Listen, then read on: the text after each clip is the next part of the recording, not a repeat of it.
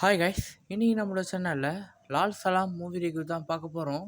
இந்த படத்தோட கதை என்னன்னா, ஒரு ஊரில் முஸ்லீமும் ஹிந்துவும் அண்ணன் தம்பியாக பழகிட்டு இருக்காங்க. அப்போ அந்த ஊரில் ஒரு கிரிக்கெட் போட்டி நடக்குது. அந்த போட்டியில் இந்து தனியாகவும் முஸ்லீம் தனியாகவும் பிரிஞ்சு ரெண்டு அணியாக விளையாடுறாங்க. அப்போ எதர்ச்சியாக அந்த கிரிக்கெட் போட்டியில் ஒரு சண்டை ஏற்படுது. அந்த சண்டை ஒரு மத கலவரமாக மாறுது.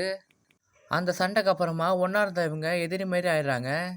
இதுக்கப்புறமா என்ன அடைஞ்சு அப்படின்னு சொல்கிற கதை தான் இந்த லால் சலாம். எனக்கு இந்த மூவி ஒரு டீசெண்டான மூவியாக இருந்துச்சு. ஏன்னா இந்த படத்தோட பஸ் ஸ்டாப்பில் கதை ஃபுல்லாகவே நகரவே நகராது. இந்த படத்தில் பஸ் ஸ்டாப் ஃபுல்லாகவே காட்டு சீன்ஸ் எல்லாமே காட்டிகிட்டு இருப்பாங்க.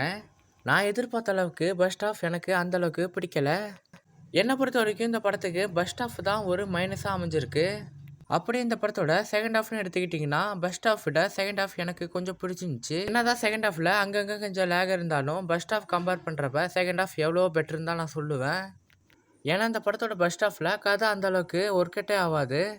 சீன்ஸ் எல்லாம் ஒருபடியே ரிப்பீட் ஆகிற மாதிரி தான் இருக்கும் பஸ் ஸ்டாப் ஃபுல்லாகவே.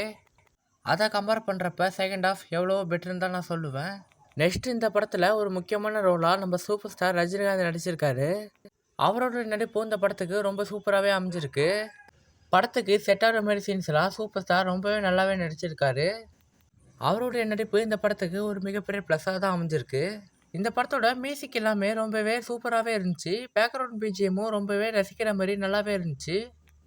என்னை பொறுத்த வரைக்கும் மியூசிக் இந்த படத்துக்கு ஒரு ப்ளஸ்ஸாக தான் அமைஞ்சிருக்கு. மியூசிக்காக இருக்கட்டும், பேக்ரவுண்ட் பிஜிஎம்மாக இருக்கட்டும், எல்லாமே ஏஆர் ரஹ்மான் சூப்பராகவே போட்டிருந்தாரு.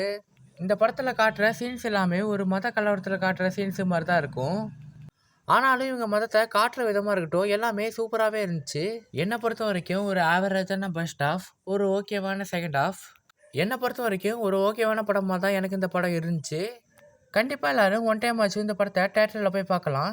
இந்த படம் யார் யார் பார்த்துட்டீங்கன்னு மறக்காமல் கமெண்ட் பாக்ஸில் சொல்லி விட்டுருங்க. அப்படி நம்ம சேனலை சப்ஸ்கிரைப் பண்ணிக்கிட்டு பக்கத்தில் பெல் பட்டனை தட்டி விட்டுங்க.